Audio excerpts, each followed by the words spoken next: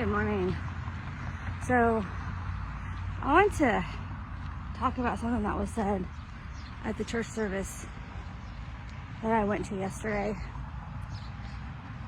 It was about when Jacob wrestled with God.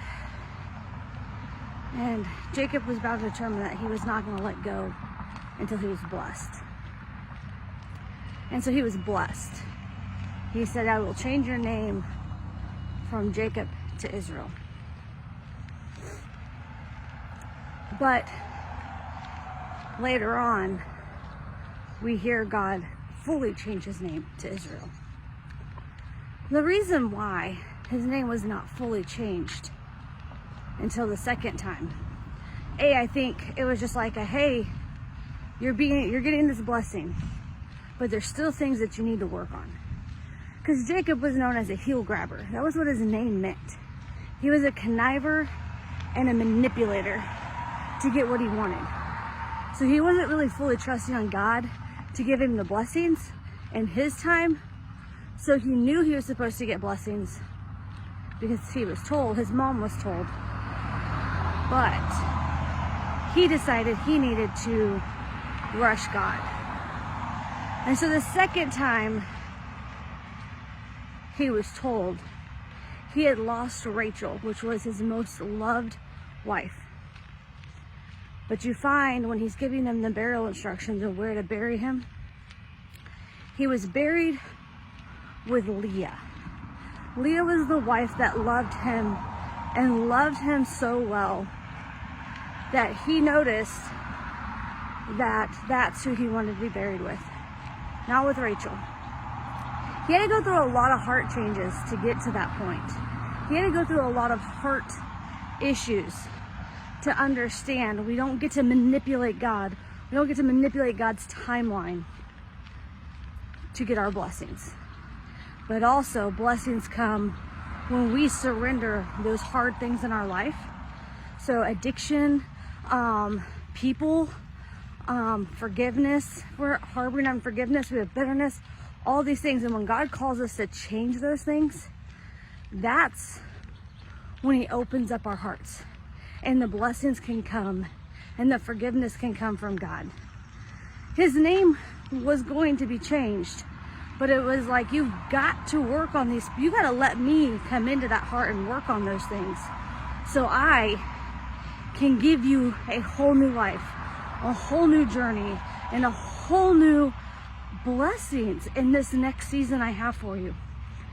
Sometimes God removes people from our life. Sometimes God changes the trajectory of where we're going to be so he can put us exactly where we need to be to receive those blessings, but also to have the effectiveness to the people we need to reach. And right now is the season I'm walking through. God is pruning, God is planting, and God has really worked on my heart. And so the new blessings are coming, but also all the hard things are coming through too. And as I look at this, there's a change coming. And we may not like change, but change is inevitable.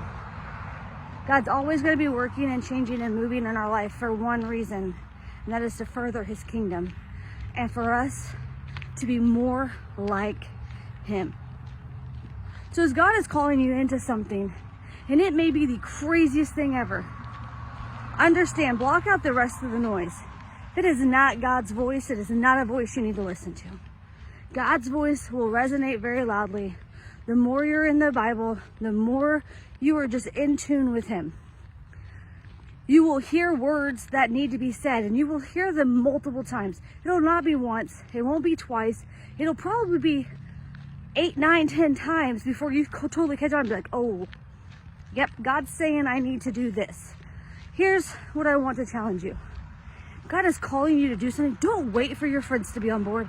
Don't wait for your family to be on board. Don't wait for people to be like, well, maybe we should test this. Don't. If you know you have the clarity from God, jump. God's going to hold you. He's going to sustain you, and he's going to get you through it. Just like what he did with Jacob.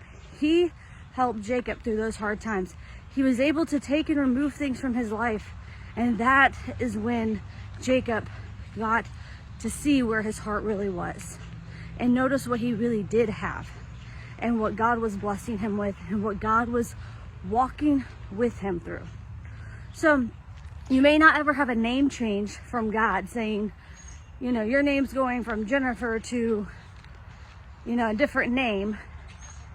But we do walk in a new character. We do walk in a new light, and character will be seen. You will show, people will know you, that you have Christ in you by your fruits. What fruits are you producing? Are you producing them for yourself, or are you producing them for others to see God in you?